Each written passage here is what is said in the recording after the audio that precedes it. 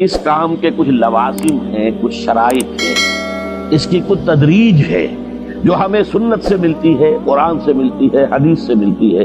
تو میں اس کام کے ضمن میں اس کی وہ تدریجی مراحل اور اس کے لوازم اور اس کی شرائط بیان کرنا چاہتا ہوں۔ سب سے پہلی شرط اول، وہ فارسی کا شعر مجھے یاد آیا کہ در رہے منزل لیلا کے خطر ہاش بسے، شرط اول قدمی نس کے مجنون باشی۔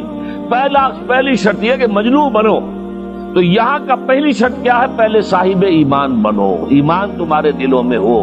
یا ایھا الذین آمنوا آمنوا باللہ ورسولہ، یعنی ایک ایمان تو تمہیں حاصل ہے، اقرار باللسان، وہ تو تمہیں والدین سے مل گیا، عقیدہ تمہارا ہے، متوارث جو ہے تم عقیدے کو مانتے ہو، لیکن دلی یقین والا ایمان حاصل کرو۔ اصل میں اس کے بعد گاڑی چلتی ہے، اس کے بعد جو ہے نتائج نکلتے چلے جائیں گے، لیکن اگر وہاں ایمان کی کمزوری ہے تب اوپر سے کوششیں کریں گے، نتیجہ نہیں نکلے گا، آگے ہم بڑھ نہیں سکیں گے، ہمارے جو جد و جہد ہے وہ کامیابی سے ہمکنار نہیں ہوگی۔ اس جیسے ہی ہے جیسے ہم درخت لگانا چاہ رہے ہیں جس کی جڑ ہی نہیں ہے، آپ زمین کھود کر درخت جو اس کے اندر گاڑ دیں گے تو زمین تو نہیں پکڑے گی اس کو، وہ تو نیچے سے جڑ ہو اور پھر درخت جو ہے اس سے ابھرے، تو وہ ہوتا ہے کہ جس کے لیے یوں سمجھیے سرسبز درخت بنے گا۔ اس حوالے سے سب سے پہلا قدم کیا ہے؟ ہم اپنے گریبانوں میں جھانکیں، اپنے دلوں کو ٹٹولیں، وہ یقین والا ایمان ہے یا نہیں؟ اگر ہے تو اللہ کا شکر ادا کیجیے، تہنیت، مبارکباد، اور نہیں ہے تو پہلا کام یہ ہے کہ اے ایمان کے دعوے دارو، ایمان لاؤ جیسے کہ ایمان کا حق ہے۔ یقین اللہ کی ذات پر، اس کی صفات کمال پر، یقین مرنے کے بعد اٹھنے پر، بعث بعد الموت اور حساب کتاب، یوم حشر اور جنت اور دوزخ کا یقین، فرشتوں کا یقین، وحی کا یقین، قرآن کا یقین، کتابوں کا یقین، نبیوں اور رسولوں کا یقین، اور محمد الرسول اللہ کا یقین صلی اللہ علیہ وسلم کہ آپ آخری اور کامل رسول ہیں اللہ تعالیٰ کے، خاتم النبیین بھی ہیں اور آخر المرسلین بھی صلی اللہ علیہ وسلم۔ یہ یقین پہلے پیدا ہونا چاہیے۔ تو اب ظاہر بات ہے کہ جب میں نے یہ بات اتنی بڑی کہی ہے تو پھر مجھے یہ بھی بتانا چاہیے یقین کہاں سے ملے گا، کون سی دکان ہے، سپر مارکیٹ کوئی ہے جہاں پر کہ یہ جنس بکتی ہو؟ پہلی بات تو یہ ہے کہ اس کے لیے آسان ترین طریقہ کیا ہے؟ صاحب ایمان کی صحبت اختیار کرو۔ جیسے آپ بھٹی کے آگے بیٹھیں گے تو حرارت پہنچ جائے گی، آپ برف کی سیل کے قریب بیٹھے ہوں گے ٹھنڈک پہنچ جائے گی۔ اگر صاحب ایمان ہے، کسی کے دل میں یقین والی بھٹی دہک رہی ہے، تو اس کے قرب سے آپ کے اندر بھی یقین پیدا ہو جائے گا۔ دوسرا طریقہ یہ ہے کہ شریعت کے احکام پر عمل کیے جاؤ، اس عمل سے بھی یقین پیدا ہوتا ہے۔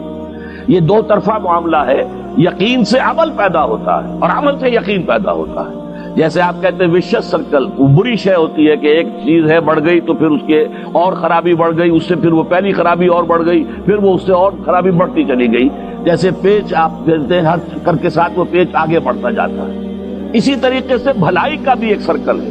ایک نیکی آپ کریں گے آپ میں ایمان پیدا ہوگا، اب آپ زیادہ نیکی کریں گے تو اب اور زیادہ ایمان پیدا ہوگا، تو یہ دو طرفہ سرکل ہے۔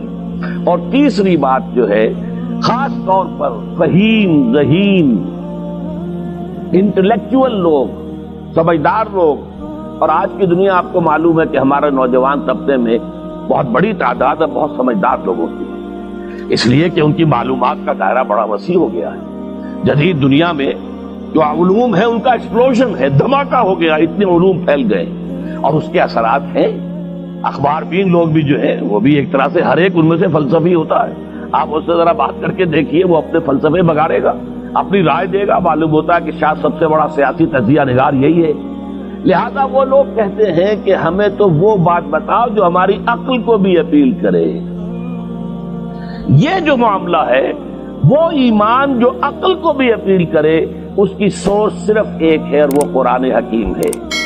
مولانا ظفر علی خان نے ایک شعر کہا تھا بہت سادہ انداز میں، وہ جنس نہیں ایمان جسے لے آئیں دکان فلسفہ سے، ڈھونڈے سے ملے گی عاقل کو یہ قرآن کے سپاروں۔ عاقل جو ہے انٹلیکچوئل، ایک ہے عام آدمی جو ہے صاحب یقین کی صحبت سے بھی یقین پیدا ہو جائے گا، عام آدمی عمل کرتا رہے گا اس سے بھی یقین پیدا ہو جائے گا، لیکن عاقل، انٹلیکچوئل، وہ شخص جو کہتا ہے پہلے میری عقل کو اطمینان ہونا چاہیے پھر مانوں گا، اس کے لیے جو سورس ہے، منبع ہے، سرچشمہ ہے ایمان کا، وہ صرف اور صرف قرآن ہے۔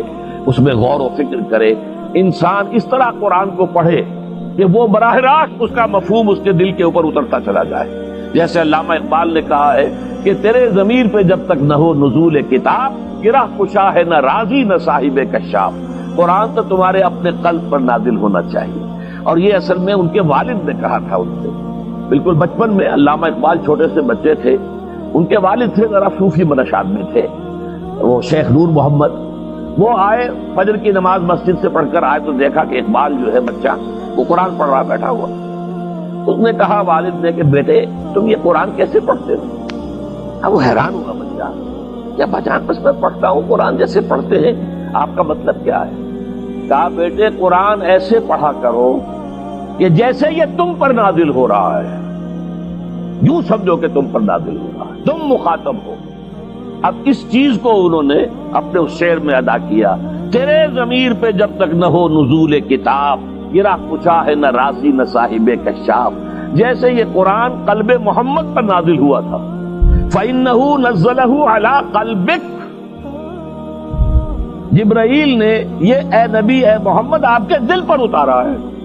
تو جب تک ہمارے بھی دل پر نہیں اترے گا تو قرآن مجید جو ہے وہ ہمیں انسپائر نہیں کر سکے گا۔ ترجمہ آپ پڑھیں گے، کچھ آپ کو معلوم ہو گیا اس کا مطلب یہ ہے، تفسیر پڑھا، اچھا جی ٹھیک ہے فلاں مفسر نے یہ لکھا ہے، فلاں نے یہ لکھا ہے، یہ معلومات تو مل جائیں گی، لیکن وہ اندر سے جو موٹیویشن ہوتی ہے، اندر سے جو جذبہ ابھرتا ہے، اندر سے جو ایمان جو ہے چشمے کی طرح قلب کی گہرائیوں سے ابلتا ہے، وہ نہیں ہوگا۔ وہ اسی وقت ہوتا ہے کہ جب وہ انٹلیکچوئل آدمی جو ہے وہ کم سے کم اتنی تکلیف ضرور کرے کہ اتنی عربی سیکھ لے کہ عربی جو ہے قرآن مجید اس کے براہ راست قلب پر نازل ہو سکے، وہ ترجمہ نہ دیکھے۔ اب ایک آیت پڑھی پھر ترجمہ دیکھا، پھر دیکھا اس میں نمبر 11 لکھا ہوا ہے، حاشیہ میں جا کر دیکھا نمبر 11 یہاں ہے، وہ دیکھا، تسلسل تو ٹوٹ گیا۔ اب وہ بات نہیں رہی۔ اور ترجمہ جو ہے وہ سبھی جانتے ہیں، دنیا میں ہر بچہ بھی سمجھ لے گا کہ غالب کا کوئی شعر ہو اور وہ آدمی پڑھ کے جھوم جاتا ہے کہ کیا بات کہی، اسی کا انگریزی میں ترجمہ کر دیجئے، اب اس میں کچھ بھی نہیں۔ آپ نے مفہوم تو بیان کر دیا انگریزی میں، لیکن جو تاثیر ہے اس غالب کے شعر کی وہ انگریزی میں منتقل نہیں ہو سکتی۔ تو قرآن مجید کا کچھ نہ کچھ مفہوم تو ترجمے سے معلوم ہو جائے گا، قرآن کی تاثیر ترجمے سے نہیں حاصل ہو سکتی، تفسیر سے نہیں حاصل ہو سکتی۔ اسی لیے دو سب سے بڑی تفسیروں کا ذکر علامہ اقبال نے کیا ہے کہ گرہ کشا ہے نہ راضی، نہ امام راضی کی تفسیر کبیر سے تمہیں فائدہ ہوگا اور نہ امام زمخشری کی کشاف سے ہوگا، جب تک کہ تمہارے اپنے دل پر قرآن نہ اترے۔ اور اس کے لیے لازم ہے کم سے کم یہ کہ اتنی عربی انسان سیکھ لے کہ بیریئر نہ ہو ٹرانسلیشن کا، کوئی پردہ حائل نہ ہو درمیان میں، تسلسل نہ ٹوٹے، آپ براہ راست پڑھ رہے ہیں اور براہ راست اس کا مفہوم آپ کے قلب پر نازل ہو رہا ہے۔ تو پہلا سٹیپ جو میں نے ان 3 آیتوں پر اضافی آیت سورہ نساء کی آپ کے سامنے رکھی، ہم میں سے ہر شخص کا پہلا کام یہ ہے کہ وہ یقین والا ایمان حاصل کرے۔ عام آدمی کے لیے صاحب یقین کی صحبت بھی مفید، عام آدمی کے لیے عمل سے بھی یقین پیدا ہوتا ہے، لیکن انٹلیکچوئل کے لیے، ذہین کے لیے، فہیم انسان کے لیے، انٹیلیجنسیا جسے آپ کہتے ہیں، اس کے لیے لازم ہے کہ وہ قرآن مجید کی گہرائیوں میں غوطہ زنی کرے اور قرآن اس کے اپنے قلب کے اوپر نازل ہو تو کہیں جا کر وہ قرآن کو سمجھے گا۔ چنانچہ علامہ اقبال کا ایک اور شعر میرے ذہن میں آیا ہے، وہ میں آپ کو سنا دوں۔ ہم یہ سمجھتے ہیں کہ عرب تو ان کی اپنی زبان ہے، لہذا وہ تو قرآن مجید کو سمجھتے ہی ہوں گے، لیکن بسا اوقات ایسا بھی ہوتا ہے اگر دل پر حجاب آئے ہوئے ہوں تو قرآن مجید کے سمجھنے سے بھی کچھ حاصل نہیں ہوتا، دل پر حجاب ہے۔ یہی وجہ ہے تو عرب ہو یا عجم ہو، تیرا دل نہ دے گواہی، لغت غریب یہ قرآن مجید جو ہے، تو عجم ہو یا عرب ہو، یہ قرآن مجید تیرے لیے لغت غریب رہے گا جب تک کہ تیرا دل گواہی نہیں دیتا۔ تو ایک تو طلب ہدایت ہو انسان کے اندر، اور دوسرے یہ کہ قرآن مجید کو براہ راست نازل ہونے کا موقع ملے قلب کے اوپر، تو ایمان یقین والا حاصل ہوگا۔